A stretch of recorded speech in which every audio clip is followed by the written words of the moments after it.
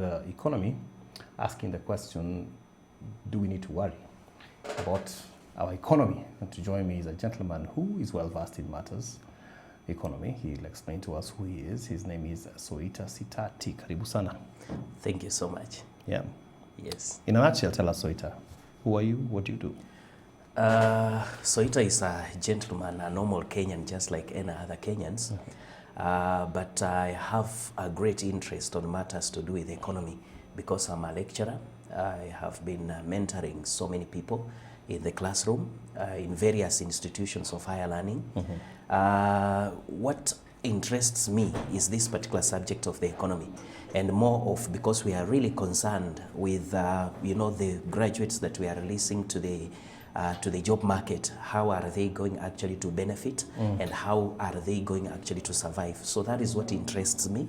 I'm just a normal Kenyan, just like another Kenyan, but of course when it comes to economy, I have interest, and I can talk 2 to 3 things You on have how interest. we can manage our economy. Okay, let's take it straight from that question. Should we be worried about the economy? Thank you so much.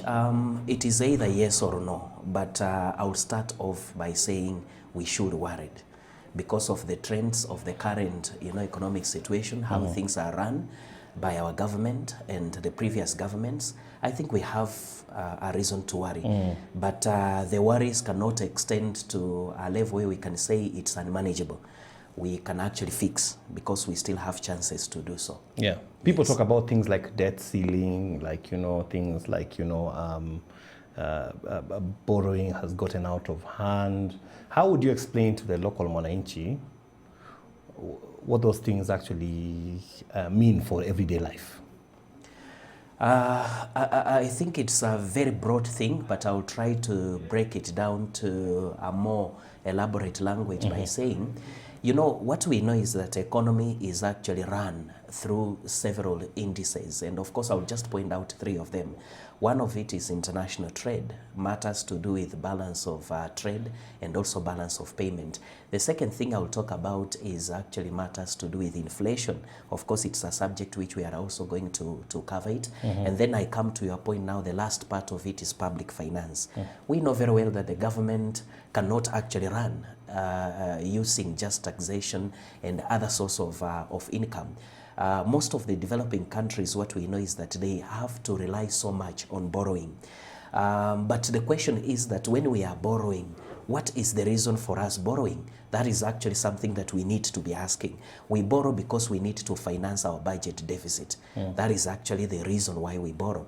But of course, people are asking, we are borrowing, but we are not seeing something coming from our own borrowings. I would like to say this. Mostly, a country like Kenya now, for instance, we are actually spending a lot on recurrent expenditure. And when we talk about recurrent expenditure, is actually paying salaries for civil servants and state officers, and also trying to, finance their own allowances and what have you. So running costs. Running costs, that is what we refer to as a recurrent expenditure. Yeah. So what we expected from our government is to borrow, but invest into infrastructure projects that can generate income and further expand our economy, including even opening up opportunities or job opportunities for our young fellows whom we are graduating daily from our technical colleges and universities. But I think people are asking this aspect of the debt. What I know is that, the government has not provided statistics where I sit concerning the internal borrowing. But I think we are mostly concerned with external borrowing. But the elephant in the room, it's also about internal borrowing. Remember, the government is actually selling out treasury bonds and treasury bills. I have tried to find out statistics over the same concerning how much we have borrowed internally. Such particular information is actually very scanty. It's very rare. But of course, let us just rely on the statistics that we have or the figures that we have from external borrowing. They are talking about it has gone beyond 6 trillion Kenyan shillings. Now, the question is that how are we going to pay these particular loans? We are actually going to pay from the taxation, or rather from the process of taxation, from the common mwananchi, the way he pays the VAT, he pays the payee, and at the same time also corporation tax, which is actually very dangerous from where I sit. We should be actually having borrowed this particular money, inject into the economy through infrastructural projects, to which we have seen some, yes, but it's not enough for us actually to say everything that has been borrowed has been injected into those particular projects. So to come to your answer is, you know what frustrates Kenyans, me being one of them, is that we have seen this particular money being borrowed, and now the question is the utilization of this particular money. So we have had some issues concerning the scandals, apart from, you know, telling you something concerning recurrent expenditure, also the aspect of corruption. We have been seeing actually people crying, people, you know, raising their own voices concerning money that had been borrowed cannot be accounted for. You know, that is what worries most of the Kenyans. And in a layman's language, if we go towards that particular direction, then we have some issues that needs to be elaborated by our government. Things that need to be addressed for sure. Because, you know, if you look at the newspaper today, for example, you see two headlines at the back. One, and I wonder why it's at the back, because I think this is really should be the front of our papers. Sometimes we are too consumed with the politics other than what's really going on. It says Treasury gets 5.5 billion boost from central bank, but they say the exchequer's coffers are running dry. Yes. Amid demand for cash. Basically, the Treasury went to the central bank and took this money in an attempt to raise additional revenue. And they even go ahead and say that they were to borrow 661 million, but they only met half the target. On the other side of the same paper, you see that the High Court has halted proposed increase in fuel excise tax. But there's another tax that is checking in on October 1st, which is not too far off from now. It's not too far. You know, they call it the sin tax. Beer is going up, cigarettes are going up, you know, alcohol products, things like that. And the Kenyans are feeling the burden of the heavy taxation. I mean, you look at fuel and people are saying, okay, usually we just focus on fuel. But even just between last week and this week, sugar has gone up by 30 bob a kilo. You know? Correct. And other things are bound to follow the same trajectory. Matatu drivers are saying, you know, we are going to, you know, offload the burden to the mwananchi. So it reaches a point in our own homes, the way we run things. Now, I'm just speaking now, if we bring it down to the basics. Yes. Ukiomba pesa sana, you will not survive. Yes, correct. Yeah? Very correct. At some point, your creditors will be on your case. Yes. You'll either have to run away or change your phone number or something.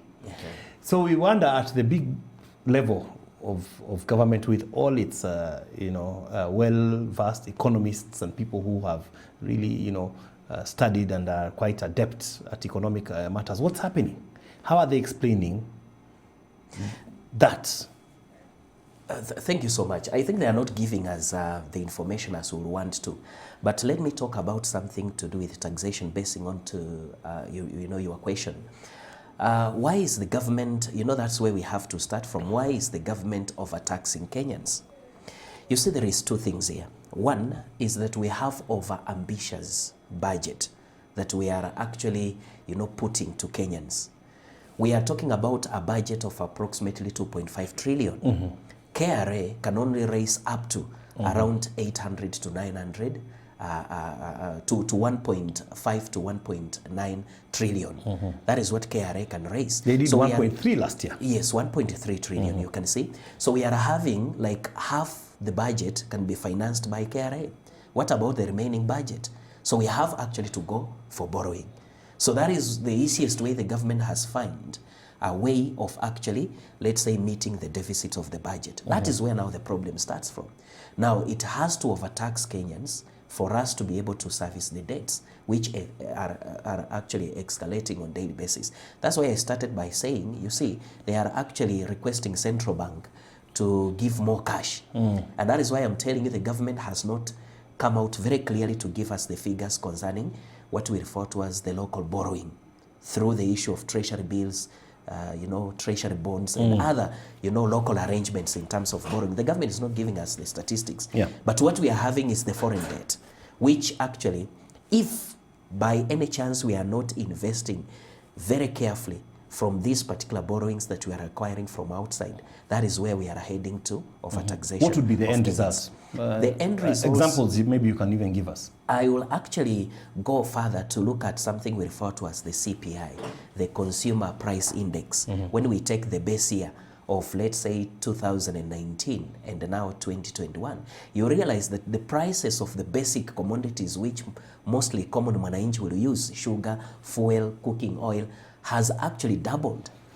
and we ask our question why, they will actually tell us about Corona. But you know, the country was struggling even before Corona. True. Corona was just like something which has boosted now. You know, the failure of our Given economy. a good excuse. You know, that's the right term to use. Ni Corona. Ni Corona. But we had been struggling. But we're not doing well. So let me say this. I think the reason as to why the government is overtaxing, it is actually because they have pressure from external, you know, sources where they are getting this particular money. You know, they do not have a way of boosting our economy locally. So what they are doing is for us to be overtaxed, to raise this particular money, for us to be able actually to service the foreign debt. Secondly, to also meet the expectation of our budget. So let me say this. I think the best thing we can do is actually to start from where we sit and create our budget. Can we be very realistic that there is some projects which Kenyans, we have not yet reached that particular point? Particularly, there is two things which this particular project, again, they are not giving us anything as an outcome which Kenyans can celebrate because of the costing. That's number one. We have seen some various projects. I can give you an example of SGR. It was actually a very good project, but it was over-ambitious. Yeah. Why? And the pricing started okay. Yes. But it doubled by the time. It doubled. So we are talking about the costing now. You see, the project is good, but the costing, you see, it doubled. Secondly, you realize that before this particular project is actually being initiated, there is some things that are done behind the scenes that we as Kenyans, we don't know. What we know is that any procurement process must follow Public Procurement and Disposal Act. I think it's an act which actually oil around to see that the procurement processes and procedures are followed to the latter. But later on, after the project, it's a scandal. After the project, it's a scandal. And you should be able to see what kind of contracts were made. Yes. You would remember, yes, that, you know, the media sat down with the president at some point in Mombasa, really challenging him on, show us the detailed contract of SGR. And he said, no problem, I can show you anytime. But that was about 2 years ago. And up to now, we don't know what the real deal with the Chinese That is exactly what I'm talking about. There is a lot that Kenyans will want to know. But you know, this information is actually being hidden from us. Necessarily, it's because actually they had not followed the procedures that are likely to be followed. Then also we ask, yes, these are very good projects. They are actually going to, let's say, up our economy, but at what cost? Because you see, if you have gone to borrow, let's say 10,000 to pay school fees for your kid, you see, only to realize that what you are going to pay in school is only 6,000. Then you don't want to be told, where is this particular 4,000 Kenyan shillings? Yet, the family at large, children's wife and all those people are going to struggle to pay this 10,000 Kenyan shillings. That is a very typical example that we are actually saying projects are good, yes, but at what cost? Then the benefits of this particular project directly to Kenyans. And that is why we are saying these particular projects, if they can generate more income to the country, the better. Because from this generation, we can actually use to service our own debts. Two things, bother the local guy even watching this thing. One thing you should know is several months ago, and one of the things that bothers people is, how come the people who give us the money don't flag us as, potentially unstable borrowers? Because you would remember some months ago on social media, Kenyans went to social media when the country was trying to get money from the IMF, and really told IMF, saying, don't borrow, don't give us, don't give us, we know our guys, don't do that. That was Kenyans taking initiative, trying to say, hey. But we have also we have seen that those lending partners don't seem to have an issue. In fact, they said, IMF went on record and said that they think we are okay. The other thing that bothers us is this whole thing of a ceiling, that we seem to have a ceiling, but it can get raised. I mean, above us, there's a ceiling here. It's now 9 trillion. We can't raise it, we will only get here. But apparently, ceiling you're borrowing, tukifika hapo, tunaweza ongeza. Tukifika hapo, tunaweza ongeza. Please explain. How come those things go on? I think first why these foreign lenders are actually up with the Kenyan as a country, it's because Kenyan is a performing economy. That is something that we have actually tested, and we are able actually to say that Kenya is a performing economy. That's the reality. Kenyans are hardworking. They are generating, income to the government on daily basis. Hardworking donkeys. Hardworking so donkeys. Unaongeza. Yes, exactly. So viability of whether we qualify to get these foreign loans or not, we do actually qualify. So IMF, World Bank, African Development Bank, and whichever, they do not have any problem lending us money. Because, if we can actually talk about untapped, opportunities in this country, there are many. Over 60% opportunities exist here in Kenya are yet untapped. So these people, they assume that giving Kenya more money, it means that we are actually pursuing those particular opportunities and servicing these particular loans. It will be very easy for us. If we come to the ground now, the reality is the opposite. This money, when it is actually being brought, it's actually being used to finance other things rather than, things which can actually make Kenyans' life better. And that is the reality. So, and that is why we started off by saying we need actually to look at a model of our own economy and mostly focusing on individuals themselves who actually holds Kenya at heart in terms of moving this particular country forward and making the life of Kenyan easy, or any other Kenyan who is hardworking easy. There is a way we can do it. There is actually a way we can do it. Because you remember when I started off, I said the economy of a country which is developing like Kenya, there is three things that we need actually to look at. I started off by saying international trade. We have something we call the balance of trade and the balance of payment. You see, if you look at those particular two things, when we talk about the balance of payment, is actually being achieved when we talk about the total exports with the difference with the total imports. This particular country imports almost everything, including kiberiti. This particular country exports very few, mostly agricultural and processed raw materials like tea and coffee. We cannot depend on tea and coffee to actually attain the balance of payment in this country. That one has been a mistake. And I think whoever is actually leading, the treasury. Yeah. And the other foreign exchange earner is tourism, and we are being chased by countries around us. So we need actually to look at our balance of payment. And by the way, Mr. Kones, this is a very serious issue. This is an issue that we need actually to raise our voices and start a conversation. You see, because let's say, for example, I have started an industry here of manufacturing something like unga. You see, how am I going to get the raw materials? I depend on agricultural production. What is the cost producing maize in Kenya? You realize that when the farmer is coming to sell to me the maize to be like a raw material to my manufacturing factory of unga, I'll be forced to sell it at around 125, maybe per 2 kg. Kenyans are uncomfortable to acquire such a commodity at that particular price. So what happens? Me as a miller, I will go for foreign maize because it is cheaper actually to get maize from outside the country. Why? It's because production of maize as a commodity in those countries like Mexico and South Africa is cheaper. So I will import, I will do what we refer to as manufacturing, adding value, then I will sell it at 100 Kenyan shillings per 2 kg. Kenyans are very comfortable. But if we go towards that particular direction, what happens to our farmer?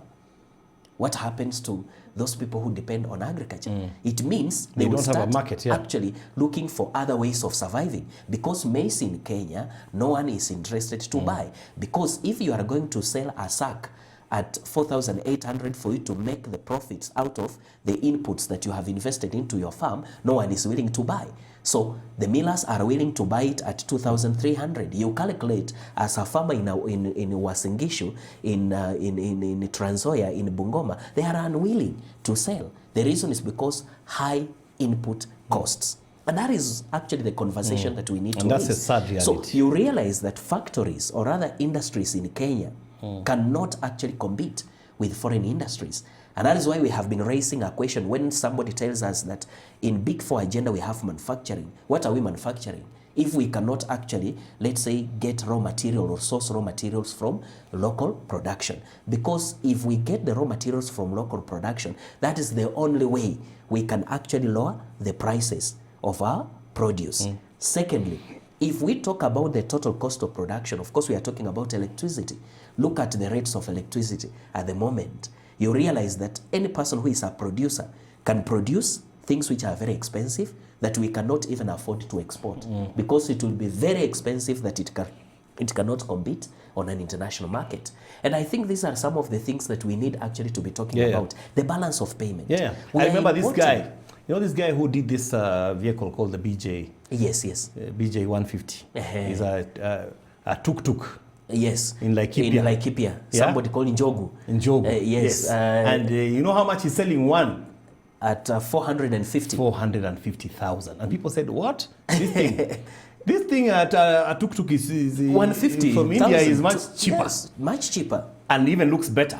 Yes. But this guy, the cost of making his BJ 150 is out of...